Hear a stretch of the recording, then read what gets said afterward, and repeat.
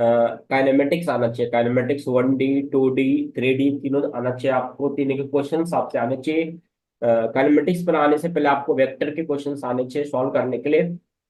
ऐसा नहीं कि आपको सिर्फ काइनेमेटिक्स करने के लिए वेक्टर आना चाहिए, बल्कि वेक्टर के सेपरेट क्वेश्चन आपके एग्जाम में आते हैं, चाहे नीट एग्जामिनेशन में हो चाहे जेईई मेंस के एग्जामिनेशन में हो, आपके वेक्टर के क्वेश्चन सेपरेट होते हैं।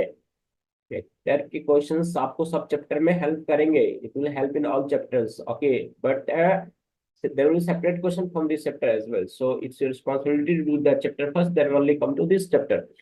एंड उससे पहले मैंने आपको मैथमेटिक्स का जो यूज होता है फिजिक्स के अंदर वो आपको करके आना है, फिर उसके बाद उससे पहले बला बला बला यूनिट डायमेंशन आप कर चुके हो, है ना। तो लॉज ऑफ मोशन में जब भी अपन लॉज ऑफ मोशन की बात करते हैं तो या तो हमारा ऑब्जेक्ट क्या है, रुका हुआ है, या हमारा ऑब्जेक्ट क्या है, मोशन में भी है ना, तो कांस्टेंट स्पीड से मूव कर रहा है, इस बात को ध्यान में रखना है। बात बराबर है।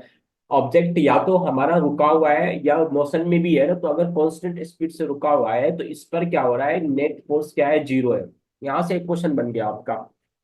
अगर नेट फोर्स जीरो नहीं है तो क्या होगा, अगर नेट फोर्स जीरो नहीं है तो क्या होगा, नेट फोर्स जीरो नहीं है तो आपका पार्टिकल ओके कांस्टेंट स्पीड से मूव नहीं करेगा, पार्टिकल का स्पीड चेंज होगा। और पार्टिकल का स्पीड जैसे ही चेंज होगा आपका वेलोसिटी चेंज होगा, जैसे ही पार्टिकल का आपके पार्टिकल में क्या होगा, एक्सेलरेशन आएगा, तो आपका पार्टिकल क्या कहलाएगा, एक्सेलरेटिंग पार्टिकल कहलाएगा। क्लियर है, क्लियर है, क्लियर है, क्लियर है।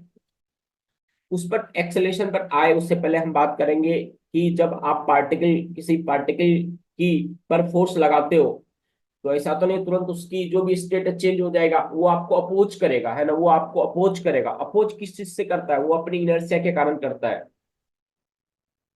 वो जिस सिचुएशन में है, okay, the body want to maintain that situation, okay, if इधर that is in rest, body wanted to be in rest और moving with constant speed, so वो अपन को कांस्टेंट स्पीड में मूव करते हुए रहना चाहेगा। ये सब किस चीज के कारण है, बिकॉज ऑफ इनर्शिया हो रहा है। ये सब किस चीज के कारण हो रहा है, बिकॉज ऑफ इनर्शिया हो रहा है। बात समझ में आ रहा है आपको, ये सब किस चीज के कारण हो रहा है, बिकॉज ऑफ इनर्शिया हो रहा है। इनर्शिया को यहाँ पर सबसे बड़ा कंफ्यूजन होता है, चाहे वो इंजीनियरिंग का साइड का स्टूडेंट हो या मेडिकल साइड का स्टूडेंट हो, कि अगर हम बात कर रहे हैं, अगर हम बात कर रहे हैं ना कि इनर्शिया, तो सर इनर्शिया अलग चीज है और मास अलग चीज है, नहीं नहीं नहीं नहीं नहीं नहीं। इनर्शिया और मास सेम चीज है। इनर्शिया को मेजर करने का एक तरीका मास है, इनर्शिया को मेजर करने का एक तरीका मास है। Mass is the way to measure inertia, and mass will not change, mass of a body will never change, okay, at any position, okay, in any situation, in coordinate system, in any time, mass will always remain constant। अगर किसी object का मास 5 kg है, वो हमेशा 5 kg होगा, इस बात को आपको ध्यान में रखना है।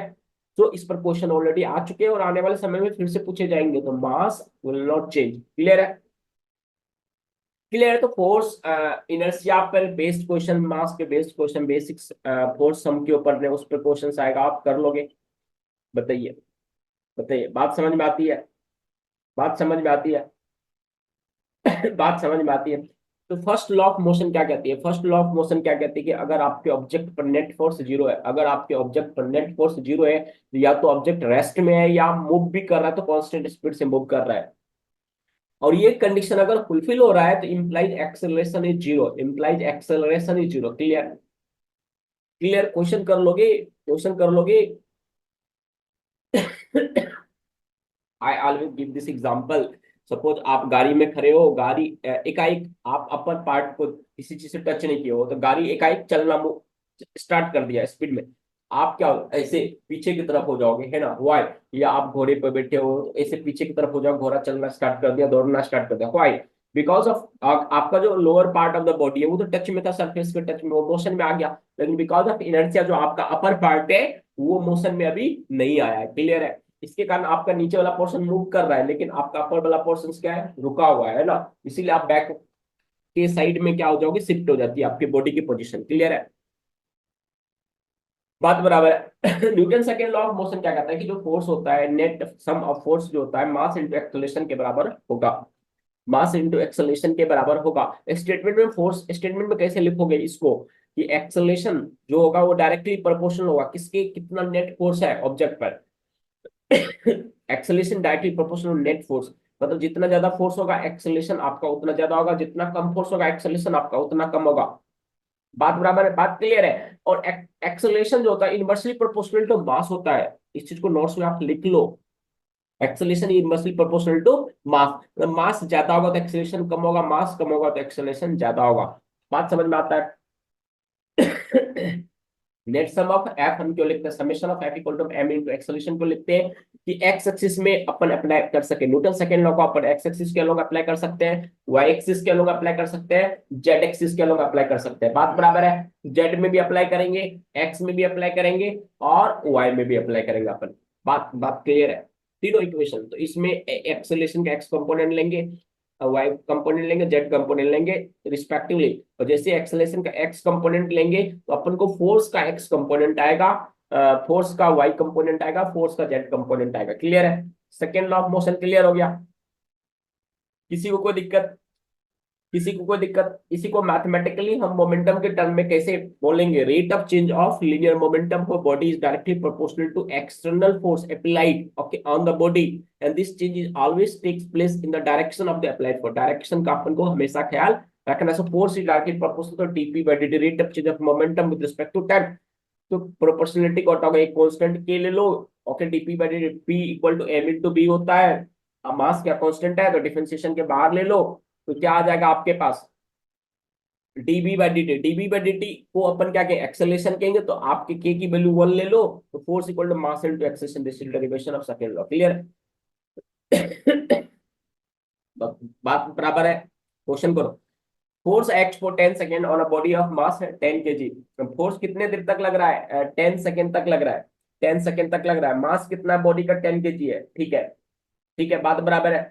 After which the force ceases and the body describes okay 50 metre in the next 5 second, तो नेक्स्ट 5 सेकेंड, नेक्स्ट यहाँ पे देखो नेक्स्ट 5 सेकेंड अंदर में स्पीड कैलकुलेट करने के 5 सेकेंड का यूज करो, टाइम स्पीड यूज करने के 5 सेकेंड का यूज करना, और एक्सेलरेशन यूज करने के लिए 10 सेकेंड का यूज करना। ट्रिप यही है इस क्वेश्चन का। क्लियर है? कर लोगे? कर लोगे? यहाँ से वेलोसिटी कितना आ गया, 10 मीटर पर सेकेंड आ गया, 50/5 10 मीटर पर सेकेंड आ गया। फिर B equal to U plus AT लगा लो, है ना, B equal to U plus AT. Initially U हमारे पास 0 था, वेलोसिटी कितना तुम्हें मिला फाइनली, 10 मीटर पर सेकेंड मिला, है कि नहीं है? यहाँ से तुम्हारे पास 10 सेकेंड पर तुम एक्सेलरेशन कैलकुलेट करोगे। क्लियर है? तो तुम्हारे पास एक्सेलरेशन जैसे आएगा तो फोर्स एम इंटू ए पर निकाल लेना। क्लियर है? क्वेश्चन नंबर 2 पर बहुत अच्छा क्वेश्चन है कि ड्राइवर है three wheeler moving this this speed 30 kilometre per hour को मीटर पर सेकंड में कन्वर्ट कर लोगे तो 10 मीटर पर सेकंड आ जाएगा। क्लियर है?